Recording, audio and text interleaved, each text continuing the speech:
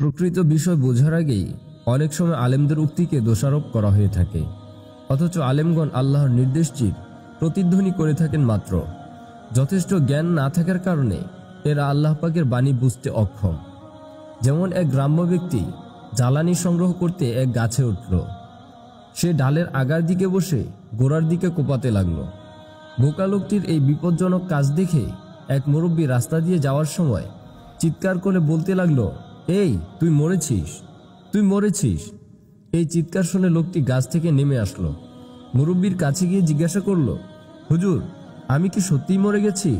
মুরব্বী ভাবলেন এই লোকটিকে বোঝানো সম্ভব নয়, সুতরাং তিনি লোকটির কথার কোনো জবাব না দিয়েই চলে গেলেন।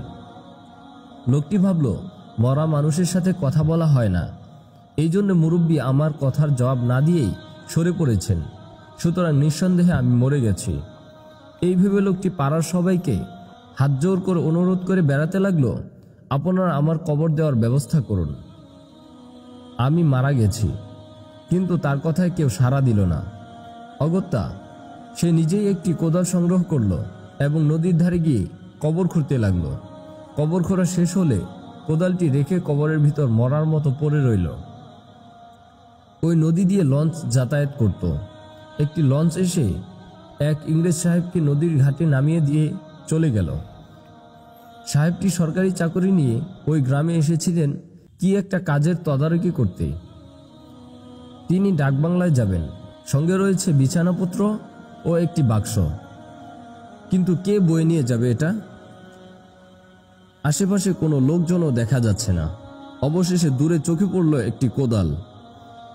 সদ্য মাটি কাটা হয়েছে, কোদালটি এখনো সরানো হয়নি। মাটি কাটা লোকটি নিশ্চয়ই আশেপাশে কোথাও আছেন।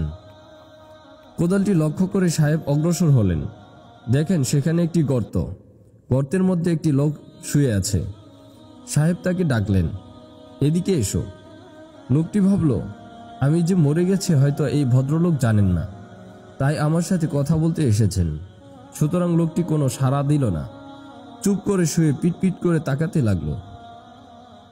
ভদ্রলোক কয়েকবার ডাকলেন, কিন্তু কোনো সাড়া না পেয়ে বিরক্ত হয়ে কাছে গিয়ে তার কোমরে এমন জোরে এক লাথি মারলেন যে লোকটি তরাক করে উঠে বসে পড়ল। কবরে মুনকের নাকির এসে থাকে শুনেছি, এই লোকটি নিশ্চয় মুনকের নাকির হবে। এর কথা অমান্য করা যাবে না, যা বলবে তাই শুনতে হবে। সুতরাং যখন সাহেব বলল, আমার সঙ্গে এসো, লোকটি ওর সঙ্গে সঙ্গে নদীর ঘাটে গিয়ে দাঁড়ালো। সাহেব ওর মাথায় বাক্স এবং বিছানাপত্রের পোটলাটি চাপালেন এবং একটি মিষ্টির হাড়ি ছিল, সেটাও হাতে দিয়ে বললেন, চলো। এই বলে সাহেব ওনাকে নিয়ে ডাকবাংলায় পৌঁছালেন। ওর মাথা থেকে জিনিসপত্র নামিয়ে নিয়ে ওকে 8 আনা পয়সা দেওয়া হলো, আর মিষ্টির হাড়ি থেকে 2টি রসগোল্লা হাতে দিয়ে বললেন, যাও। লোকটি খুশিতে গদগদ হয়ে বাড়ির দিকে রওনা হলো। তখন সন্ধ্যা ঘনিয়ে এসেছে। রাস্তায় এক ওয়াজ মাহফিলে দেখতে পেল এক মাওলানা মঞ্চে দাঁড়িয়ে ওয়াজ করছেন, আমাদের সবাইকে মরতে হবে। মুনকের নাকিরের 3টি প্রশ্নের জবাব সঠিকভাবে না দিতে পারলে কবরে দোজখের আগুন দাউ দাউ করে জ্বলে উঠবে। বিষাক্ত সাপ ও বিচ্ছু অনন্তকাল দংশন করে জীবনকে লাঞ্ছনায় ভরে তুলবে। লোকটি এই কথা শুনে স্থির থাকতে পারল না। এক লাফে মঞ্চে উঠে দাঁড়ালো।